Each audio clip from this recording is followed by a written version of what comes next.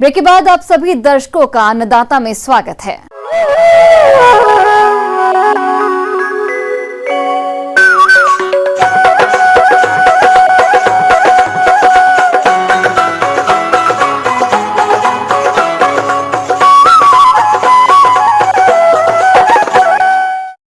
अपने राज्य में मुर्गी पालन तेजी से बढ़ता जा रहा है, जो कि खाद्य सुरक्षा के साथ साथ आर्थिक रूप से भी बहुत सहायक है। अंडे और मांस की बढ़ती मांग को देखते हुए मुर्गी पालन अच्छी कमाई वाला रोजगार का साधन बनता जा रहा है।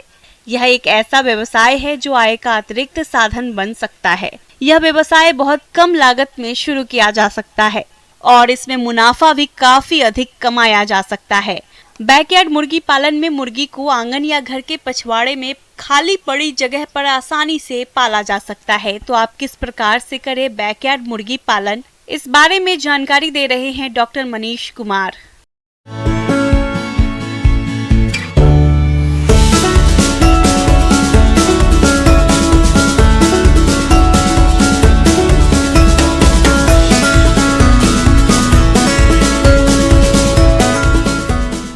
लोग देख रहे हैं कि अभी हमारे देश में अगर मांसाहार की बात की जाए तो सबसे ज़्यादा बकरी और जो है कि ब्रॉयलर की मीट पे लोगों का झुकाव रहता है, लेकिन बदलाव के लिए वो भिन्न भिन्न बर्ड्स का मीट भी हम लोग प्रयोग में लाते हैं।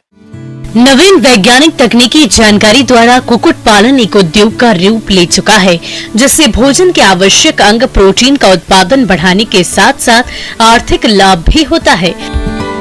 गत 30 से 35 वर्षों में बड़े शहरों में अंडा और कुक्कुट की मांग बहुत तेजी से बढ़ी है। इसी कारण ये व्यवसाय तेजी से बढ़ता जा रहा है। इसको किसान 25 से 50 पक्षी रखकर बैकयार्ड मुर्गी पालन के रूप में भी कर सकते हैं। जैसा कि मैंने बताया है, पहले बैकयार्ड पोल्ट्री में हम लोग पुराने देसी मुर्गी की बात करते हैं, जिसका ब्रीड असील और ग्रामप्रिया, वनराजा इत्यादि।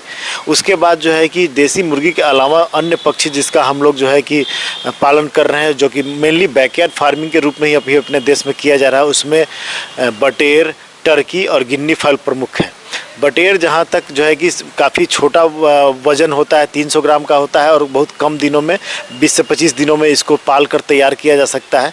इसके लिए थोड़ा सा फार्म हाउस की आवश्यकता होती है और एक हम छोटा सा घर बना के ही इसको पाल सकते हैं, क्योंकि इसको अन्य जीवों से सुरक्षा की आवश्यकता होती है। तो इसके लिए हम लोग जिस तरह से पोल्ट्री हाउस बनाते हैं उस तरह से पोल्ट्री हाउस बनाते हैं और जो सारा कुछ हम लोग ब्रॉयलर पालने में ध्यान देते हैं वो यहाँ भी करते हैं। बटेर का अंडा कंपेरेटिवली छोटा होता है, तो अंडा ज़्यादातर उपयोग में नहीं लाया जाता है। ज़्यादातर इसको हम लोग मीट उत्पादन के लिए ही पालते हैं।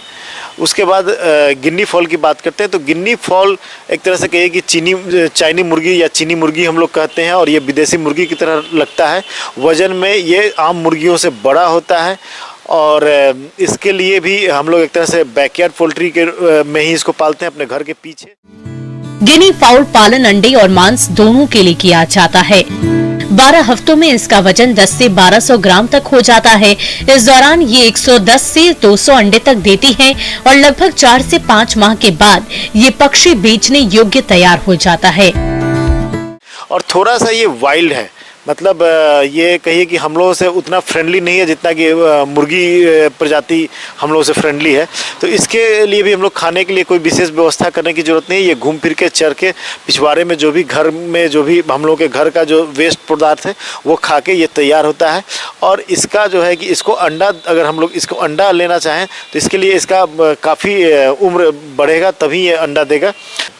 उसी क्रम में एक टर्की एक पक्षी है जिसका जो है कि एडल्ट वेट काफ़ी बड़ा होता है। वो उससे जो है कि हम लोग 7.5 किलो से 9.5 किलो तक का मीट प्राप्त करते हैं, लेकिन इसके लिए उसको हम लोगों को कम से कम 12 से 14 वीक तक उसको ग्रो कराना पड़ता है। टर्की भी एक वाइल्ड है और विदेशी पक्षी है जिसको हम लोग अब घर के पिछवाड़े में या एक घेरा बना के, बाड़ी बना के उसको हम पाल सकते हैं।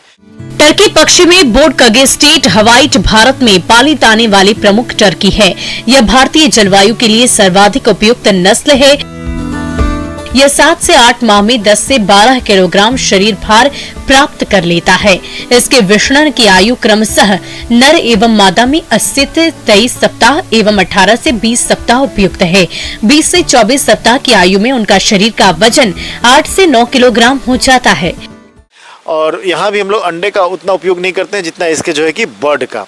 रही बात हम लोग कोई भी मुर्गी पाल रहे हैं, घर के पिछवाड़े में पाल रहे हैं, तो जैव विविधता या बायोसिक्योरिटी बहुत ही इंपॉर्टेंट है, जिससे कि इसमें कोई बीमारी नहीं आवे, वहीं पे हम लोगों को ध्यान देना है। जैसे कि कोई भी बीमारी आवे नहीं आवे, इसके लिए हम लोग डिसइंफेक्टेंट का छिड़काव करते हैं, जिससे कि जो भी रोग पैदा करने वाले जीवाणु या विषाणु पीछे बहुत दिन से मुर्गी वहाँ रह रही है तो उससे जो है कि हो जाती है, उसके मात्रा में वृद्धि हो जाती है, तो उसका जो है कि संख्या घट जाए और मुर्गी जो है कि एक स्वस्थ जीवन जी सके। आमतौर पर घर के पिछवाड़े यानी कि बैकयार्ड में पाले जाने वाले पक्षी जैसे देशी मुर्गी, बटेर, टर्की और गिनी फाउल अधिकांश आहार का भाग चराई से प्राप्त कर लेती है। ये चराई में केचुए, छोटे कीड़े, घोंगे, दीमक, घास फूस और रसोई अवशिष्ट के पदार्थ खाती है, जिससे इसके आहार में 50% तक की बचत होती है। इसके अलावा इनके आहार में हरा चारा शामिल किया जाता है। शेष बचे आहार की पूर्ति के लिए पूरक आहार में दाना और खनिज मिश्रण दे सकते हैं। किसान थोड़ी सी जगह में इनका आवास बांस और पुआल आदि बना सकते हैं। शिकारी पक्षियों और अन्य जीवों से बचाने के लिए सुरक्षा घेरा भी तैयार कर सकते हैं। उसको मुर्गी को दिया जाने वाला ही डाइट हम लोग दे सकते हैं, या जो कि हम लोग के यहाँ जो भी घर का वेस्ट है या एग्रीकल्चरल बाई वेस्ट है वो उसको दे सकते हैं और उसको हम लोग पाल सकते हैं। टर्की को भी हम लोग मुख्यतः मांस के लिए भी पालते हैं, इसके अंडे का सेवन हम लोग उतना नहीं करते हैं। इसमें भी बीमारी से बचने के लिए किसी तरह का टीका नहीं है, स्पेशली जो मुर्गी में टीका है वही यहाँ भी हम लोग देते हैं और उसी तरह से डिसइंफेक्टेंट का छिड़काव करके किसी भी संभावित बीमारी से बचाते हैं। वैसे तो ये सभी पक्षी बीमारियों के प्रति अधिक सहनशील होते हैं, फिर भी इनके अच्छे विकास के लिए कुछ बातों पर विशेष ध्यान दें।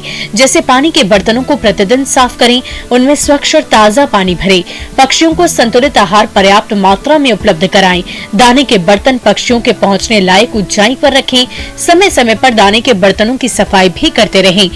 यदि आहार की खपत कम या अधिक हो तो इसका कारण ज्ञात कर उसे दूर रखें। यदि उनमें कोई कमजोर, सुस्त या बीमार दिखाई दे तो उसे झुंड से अलग कर दें। अगर आप भी इन पक्षियों का पालन करना चाहते हैं तो अपने यहाँ की बाजार मांग देखें और इसके बाद केंद्रीय पक्षी अनुसंधान संस्थान बरेली से संपर्क कर इनका प्रशिक्षण ले सकते हैं। आगे और भी है खेती बाड़ी से जुड़ी